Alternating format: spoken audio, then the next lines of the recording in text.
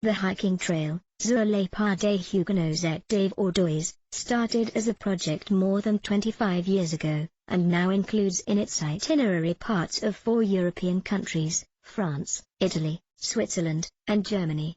It was first conceived in the 1990s by a group of German Huguenot descendants who had returned to the province of their ancestors, the Drôme in France, in search of their Protestant roots. The friendships they formed there, combined with the input of several local historians, led to the creation of the trail's initial itinerary. This was to start at La Poët-Laval in the Drôme and progress through the departments of the Isère, Savoie and Haute-Savoie towards Switzerland, from where it would go on into Germany. One of the Huguenot refuges in Germany was Uckermark to the northeast of Berlin, a land continually ravaged by invading armies.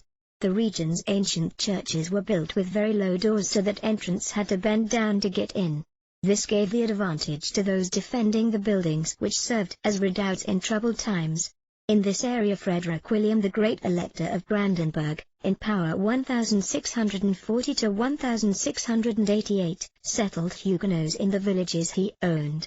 Like most of Germany, there had been severe depopulation because of the 30 Years' War, which ended in 1648.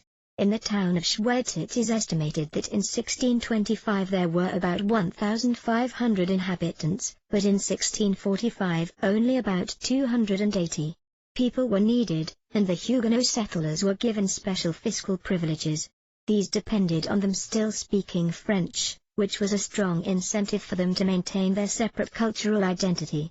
They did so until the conqueror Napoleon abolished their privileges in 1800. When Huguenots settled in Uckermark, the Church of St. Peter and St. Paul in Angermünde was restored and used by them between 1699 and 1788. Sur les pas des Huguenots et des Vaudois is a learning project on many levels, to walk the escape routes and learn about the hardships faced by the first European refugees over 300 years ago, and to explore how alienation was eased in some cases through the cultivation in exile of familiar plants and foodstuffs, enhances our perception of refugees in general, and of the Huguenot refugee in particular. Although many were skilled artisans or had trained in the liberal professions, others were gardeners, raw silk producers, farmers, cooks, or butchers deeply rooted in their terroir, who brought a body of specific knowledge to their country of adoption. The exodus of Huguenots from France created a brain drain, as many of them had occupied important places in society.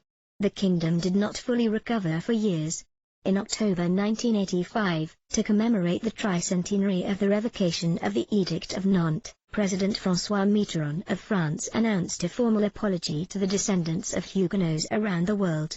At the same time, the government released a special postage stamp in their honor,